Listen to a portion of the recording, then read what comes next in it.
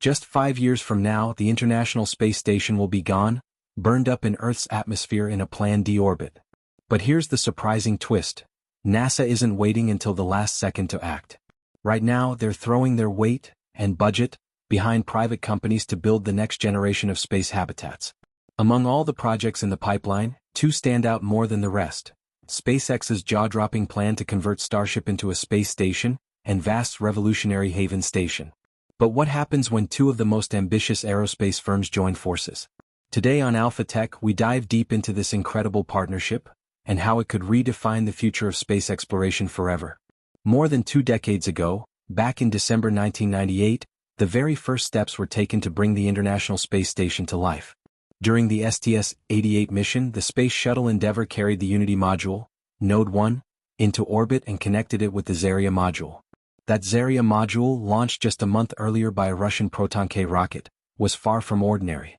It was a major milestone in Russian-American space cooperation and served as a power and control center for the entire station. This moment marked the real beginning of the ISS, a project that would soon become one of humanity's most impressive symbols of peaceful global collaboration in space. By 2011, the final 16 modules had been connected, completing the structure we now know as the ISS. Over time, it became more than just a lab floating above Earth. It became a shared home for astronauts and scientists from 15 countries and 5 major space agencies. From NASA to Roscosmos, JAXA, ESA, and CSA, each partner contributed to building and maintaining the orbiting laboratory.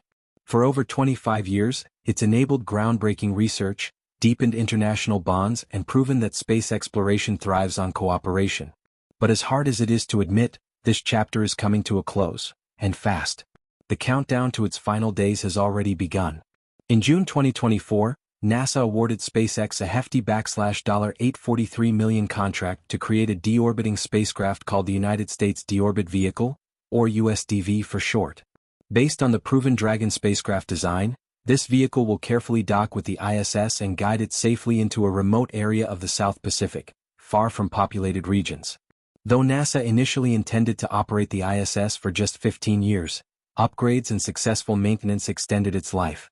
Now, it's expected to remain operational until 2030, but that's the end of the line. The big question now is, what comes next for humanity's presence in low Earth orbit? Fortunately, NASA isn't planning to leave a gap in our presence above Earth. In fact, they've already launched a transition plan through the Commercial Low Earth Orbit Destination Program, or CLD. The goal is to shift responsibility for space station operations from NASA to the private sector, specifically companies that can develop, operate, and maintain their own space stations. This transition is managed by NASA's Johnson Space Center and is expected to ensure a seamless shift from the ISS to new commercial stations. Major aerospace names like Blue Origin, Northrop Grumman, Sierra Space, Starlab, and Vast are all racing to build the next generation of orbital habitats. Among all the players, SpaceX and Vast stand out not just because of their resources, but because of how practical and innovative their ideas really are. And now, they're working together to combine their technologies into a single, powerful vision for the future of human spaceflight. SpaceX has already been exploring ways to convert their iconic Starship rocket into a fully functional space station, and Vast is bringing its own advanced modular design with Haven. Together, they're planning to create something that's not just a replacement for the ISS, but a major leap forward in space architecture and sustainability. Starship, as many already know, wasn't originally just designed for Mars. It was designed to carry large crews over long distances, which means it was built with comfort and functionality in mind. That makes it an ideal candidate for a space station.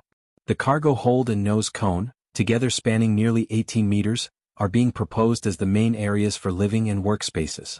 SpaceX envisions multiple interior levels, each assigned to specific roles. One might hold equipment and cargo, another could serve as a greenhouse and dining zone, followed by fitness areas, sleeping quarters, living spaces, and finally, control systems. If SpaceX can develop a method to repurpose or completely remove the fuel tanks located at the rear of Starship, the available living space could expand even further. That would increase the station's interior volume to nearly 3,000 cubic meters, about 3 times larger than the ISS. With a 9-meter diameter and potentially 50 meters of length, the redesigned Starship would be a massive, more stable, and more sustainable home in orbit. And unlike the ISS, which is limited to low Earth orbit, this Starship station could be designed for flexibility, with the ability to move across different orbits as needed. But the real game changer? SpaceX is also exploring the idea of connecting up to 10 Starships into a rotating ring structure. With each vehicle costing just around $20 million, a fraction of the ISS's $150 billion budget, this concept could allow for the creation of artificial gravity through slow rotation using centrifugal force. That would reduce the health risks associated with microgravity, especially on long-term missions. Dragon spacecraft would handle cargo resupply, while the Starlink network could enable high-speed communication and data transmission between Earth and the station. It's a bold vision, but also one filled with major engineering challenges.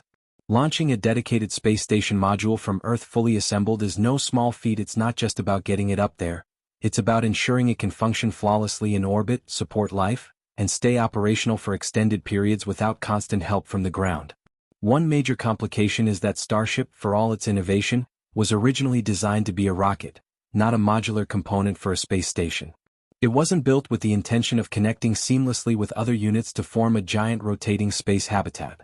Unlike traditional space station modules that are custom-made to link together from the start, Starship will need major modifications to pull that off. If SpaceX truly wants to transform several Starships into a single rotating station, they'll have to engineer incredibly precise docking systems. These systems need to lock everything tightly together while handling the dynamic forces of rotation in space. Any imbalance could throw off the station's spin and make things dangerously unstable. Maintaining structural integrity under such stress would demand a level of precision and robustness far beyond traditional docking methods. That's a serious engineering challenge. Everything from alignment mechanisms to internal stabilization systems must work together perfectly. On top of that, there's the question of life support.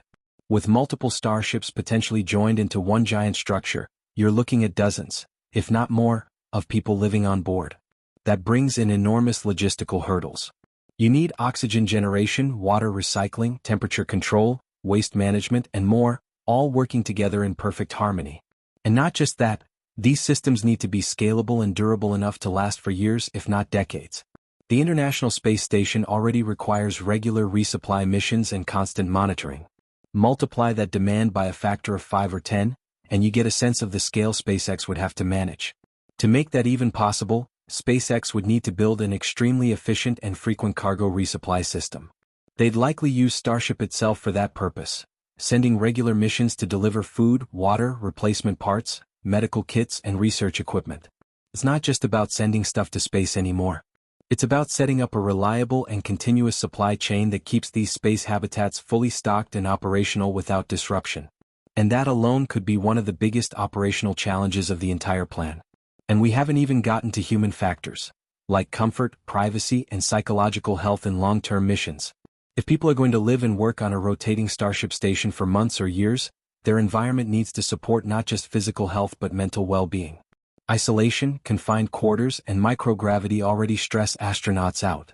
Add rotation-induced artificial gravity and the potential disorientation that comes with it, and you have a whole new list of human challenges to solve. Most importantly, all of this will require time. A lot of it. This kind of transformation, from rocket to full-fledged orbital habitat, isn't something that can be done in a few test flights. It'll need years of research, testing, revisions, and real-world trial runs to fine-tune. Any miscalculation could be catastrophic. So no matter how ambitious the plan may be, SpaceX will have to move carefully and deliberately if they want to pull this off safely. Now, what do you think? Could this ambitious SpaceX project actually become reality, or is it still a distant dream? We'd love to hear your take, so drop your thoughts in the comments below. Compared to this ultra-complex vision, another company is choosing a much more streamlined and achievable path, one that's already in motion. Vast Space is making headlines for going the opposite route, keeping things simple, practical, and within reach. And thanks to a strong partnership with SpaceX, they're closer than ever to launching something that actually works in the near future. In fact, they might beat everyone else to building the first fully private space station. Vast Space just hit a major milestone. They've completed qualification testing for their Haven 1 space module at their facilities in Mojave, California. And now they're preparing to launch it into orbit as early as May 2026 using a SpaceX Falcon 9 rocket. This is big. Unlike SpaceX's rotating megastation concept, Haven 1 is a compact, single-module space station designed for low Earth orbit. And if successful, it will become the world's first commercial space station built and launched by a private company. Haven 1 isn't huge, but it's designed with smart use of space and maximum utility in mind. The module measures about 33 feet in length and 14.4 feet in width, offering a pressurized volume of 2,825 cubic feet. Out of that, 1,590 cubic feet are livable, which is nearly double the volume of Zarya, the very first module of the International Space Station. That's a significant upgrade in a much smaller and more efficient package. Vast recently released a short video showcasing the interior of Haven 1, and it immediately caught attention. It's sleek, well-organized, and surprisingly cozy. The design balances function with aesthetics, featuring soft white walls and warm wood veneer accents. It doesn't feel cold or sterile like older space stations. Instead, it gives off a sense of calm and familiarity, which can make a huge psychological difference during long missions in orbit. As soon as you enter, you notice how purposefully the space is laid out. On the right side of the hallway is the main hatch that connects Haven 1 to SpaceX's Dragon spacecraft. A crew interface screen is mounted nearby, helping astronauts monitor onboard systems and control various functions. On both sides of the hallway, storage racks provide around 6 cubic meters of space for personal items, clothing, tools, and food. It's all within reach but neatly tucked away. Moving further in, you'll find 4 private crew quarters arranged in 2 tiers, 2 on top, 2 on bottom. Each one offers about 2 cubic meters of personal space. Sure, it's compact, but it's enough to stretch out, sleep, and unwind in some privacy. Right across from the sleeping pods is the shared crew area. This section includes 10 mid-deck lockers for science experiments and mission supplies, along with a central cupola-style window. That window, 1.1 meters wide, provides an awe-inspiring view of Earth and space. It could easily become the most popular spot on board. There's also a fold-out table where astronauts can eat, work, or just hang out. A small exercise area equipped with resistance bands offers a way to stay in shape, preventing muscle atrophy in microgravity. It's all compact, efficient, and designed to support both daily tasks and long-term health. The attention to detail is impressive. Everything is optimized for usability, comfort, and safety. Propulsion is another area where Vast made smart choices.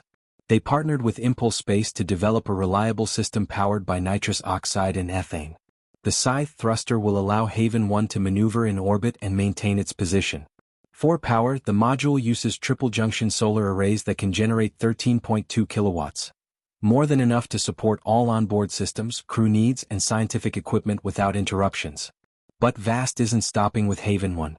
They've already started working on Haven 2, a next-generation module being developed as part of NASA's Commercial LEO Destinations (CLD) program. If selected for Phase 2 of the program in mid-2026, Vast aims to launch the first Haven 2 module by 2028. It'll be built on the same systems that proved themselves in Haven 1, but with significant upgrades. Haven 2 will be about 5 meters longer and nearly double the livable space, designed to replace the ISS as a more advanced, cost-effective platform for science and human spaceflight. The aggressive timeline is possible because Vast is putting in serious private investment. And after Haven 2 goes up, they're not stopping. Vast plans to launch 3 more Haven 2 modules over the following 2 years. Each one will expand living and working space, improve logistics and life support, and keep costs down with modular, repeatable design. It's a practical approach that scales easily and avoids many of the technical nightmares larger, more experimental designs would face. But here's the kicker. None of this would be happening without SpaceX. Back in December 2024, SpaceX signed a contract with Vast to launch 2 crewed missions to the International Space Station. Falcon 9 will handle the launches, while Crew Dragon will transport astronauts. These missions aren't just transport, they're training opportunities, giving Vast first-hand experience with real-life space operations and human spaceflight logistics. It's all part of laying the groundwork for their own stations. SpaceX will also be responsible for launching both Haven modules. Dragon will ferry astronauts and cargo. And thanks to Starlink integration, Haven 1 will be the first private space station to offer high-speed internet. That means real-time video calls, live streaming, and remote science experiments are all possible directly from orbit. It completely changes the game in terms of communication, research potential, and even public engagement. This partnership fits perfectly with NASA's larger goal, to shift low Earth orbit operations from government-run to privately owned. Vast wants to be one of the primary providers in that new ecosystem. And with SpaceX's proven track record, They have the hardware, the launch capability, and the logistics to make it happen. This isn't just some concept on paper, it's happening and soon. The pieces are already in motion. So what we're seeing is a new kind of space race. Not between countries, but between companies. Vast, Axiom, and Blue Origin are all competing to build the next generation of space stations. But Vast might just have the lead, thanks to their smart, focused design and powerful partnership with SpaceX. It's a win-win. Vast gets cutting-edge tech and mission reliability, while SpaceX keeps proving it's the backbone of modern space exploration. Together, they're building a future where space stations are private, practical, and accessible like never before.